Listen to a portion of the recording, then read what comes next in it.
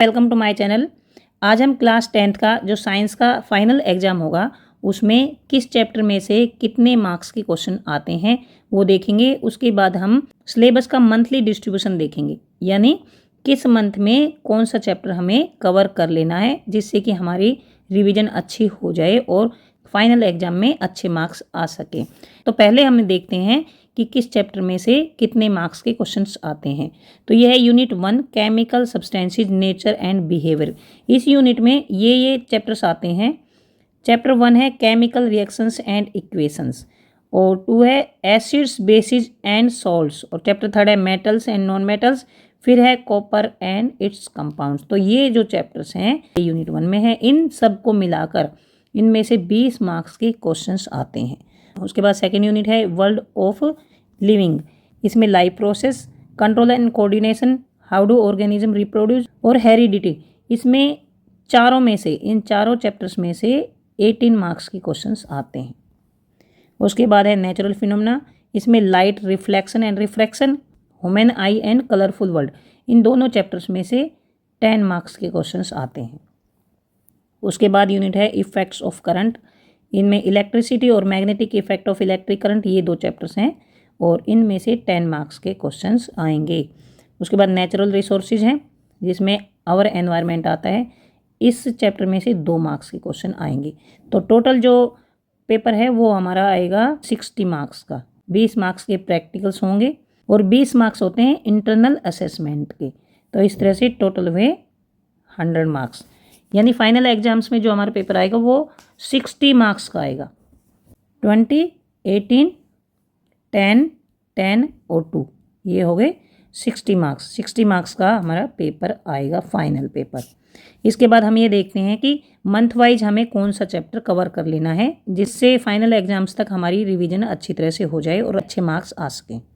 यहाँ है month wise syllabus, class 10 है और सब्जेक्ट साइंस है। कोड नंबर 013 है। तो देखिए अप्रैल मंथ में हमें chapter 1 chemical reactions and equations cover कर लेना है। और इसमें जो इम्पोर्टेंट प्रैक्टिकल है वो है study the chemical reaction on an iron nail with aqueous copper sulphate. और इसके बाद चैप्टर 5 जो है, चैप्टर 5 लाइफ प्रोसेस, उसके जो ये वाले टॉपिक हैं ये अप्रैल में कवर कर लेने हैं। न्यूट्रिशन एंड रेस्पिरेशन, तो चैप्टर 1 कवर करना है और चैप्टर 5 के ये 2 टॉपिक्स कवर करने हैं। और इनमें देखिए प्रैक्टिकल है study the action of salivary amylase on starch solution. इसके बाद चैप्टर 9 है लाइट रिफ्लेक्शन एंड रिफ्रैक्शन। इसमें reflection of light and spherical mirrors, ये 2 टॉपिक्स हैं, ये कवर करने हैं अप्रैल में। तो अप्रैल में ये वाले चैप्टर्स कवर कर लेने हैं। उसके बाद मई में चैप्टर 2 है एसिड्स बेसिस एंड सॉल्ट्स, और इसमें जो प्रैक्टिकल है वो है find the pH of the given samples of solution and solids और fruit juices using pH paper.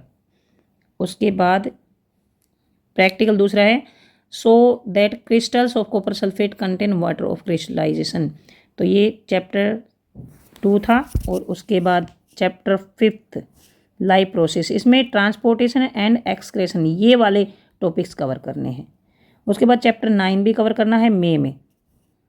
Chapter 9 है रिफ्लेक्शन एंड रिफ्रैक्शन, इसमें रिफ्रैक्शन ऑफ लाइट कवर करना है। देखिए इससे पहले वाले टॉपिक तो यहाँ पर कवर कर लिए थे, ये reflection of light and spherical mirrors, ये अप्रैल में कवर कर लिए थे। और इसके बाद अब बचा जो है रिफ्रैक्शन ऑफ लाइट, ये मई में कवर कर लेना है। उसके बाद इसमें प्रैक्टिकल है determine the focal length of a thin convex lens by obtaining image of distance object. तो कॉन्वेक्स लेंस की जो फोकल लेंथ है वो डिटरमाइन करनी है, ये एक प्रैक्टिकल है, ये करना है। इसके बाद जून में समर वैकेशंस हो जाती हैं जिनमें हमें जो ये चैप्टर्स करवा लिए उनकी रिवीजन करनी है। उसके बाद जुलाई में चैप्टर 6 कंट्रोल एंड कोऑर्डिनेशन करना है। इसमें ये प्रैक्टिकल है study the phenomena of phototropism and geotropism in plants. उसके बाद अगस्त में देखिए जुलाई में 6 चैप्टर है, अगस्त में चैप्टर 7 है हाउ डू ऑर्गेनिज्म रिप्रोड्यूस, जिसमें कि प्रैक्टिकल है study the parts of a flower and their role in sexual reproduction. और उसके बाद चैप्टर 10 है human eye and colourful world. तो जो अगस्त में कौन कौन से चैप्टर हुए, अगस्त में हमारे चैप्टर हुए 7th और 10th। उसके बाद सितंबर में revision for half yearly exams. तो देखिए सितंबर तक हमें ये वाले सभी चैप्टर्स कर लेने हैं। तो ये वाले चैप्टर्स जो देखिए अप्रैल में 1st, 5th और 9th, उसके बाद मई में 2nd, 5th और 9th, उसके बाद जुलाई में 6th और अगस्त में 7th और 10th। यानी यहाँ पर लिख लेते हैं कि हमें सितंबर तक कौन कौन से चैप्टर्स कवर कर लेने हैं। सितंबर तक हमें ये चैप्टर्स सारे कवर कर लेने हैं और रिवीजन कर लेनी है। उसके बाद अक्टूबर में चैप्टर 3rd, इसमें चैप्टर 3rd नहीं आया था, तो chapter 3rd metals and non metals ये कवर करना है अक्टूबर में। इसमें जो प्रैक्टिकल है इंपॉर्टेंट वो है study the reaction of metals with water under different temperature conditions.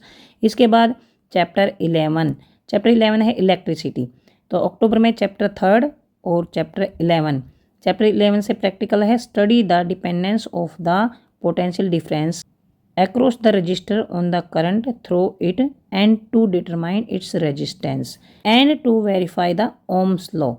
ये अक्टूबर में प्रैक्टिकल करना है। उसके बाद नवंबर में chapter 4 carbon and it's compounds, ये काफ़ी बड़ा चैप्टर है, तो ये नवंबर में सिर्फ एक ही चैप्टर कवर कर लेंगे।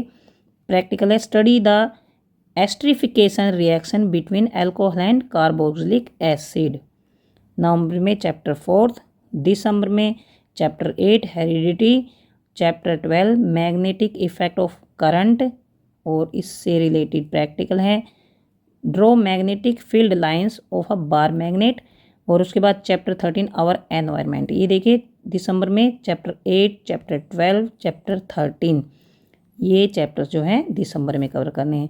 उसके बाद जनवरी में रिवीजन करनी है, फरवरी में भी रिवीजन करनी है और मार्च में एनुअल एग्जाम्स होंगे।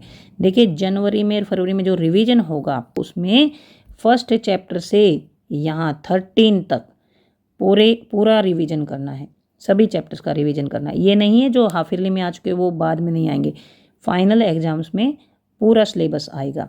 तो हमें दिसंबर तक पूरा सिलेबस कवर कर लेना है, पूरा सिलेबस पढ़ लेना है। उसके बाद जनवरी फरवरी में पूरे सिलेबस की रिवीजन करनी है ताकि मार्च में फाइनल एग्जाम्स में अच्छे मार्क्स आ सके। तो यहाँ तक वीडियो ख़त्म होता है। अब हम अगले वीडियो में मैथ्स का सिलेबस डिस्ट्रीब्यूशन देखेंगे। ऐसी वीडियोज़ के लिए प्लीज़ चैनल को सब्सक्राइब करें, अपने दोस्तों को शेयर करें, लाइक करें। Thanks for watching.